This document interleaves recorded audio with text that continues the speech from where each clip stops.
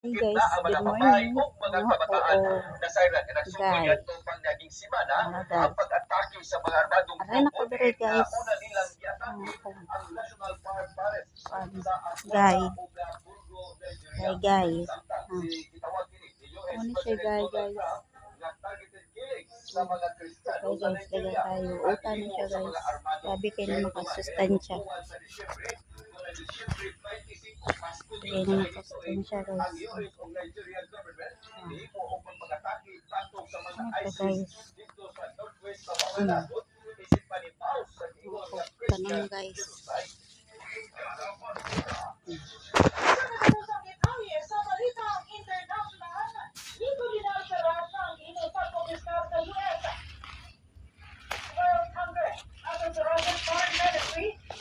Ano guys.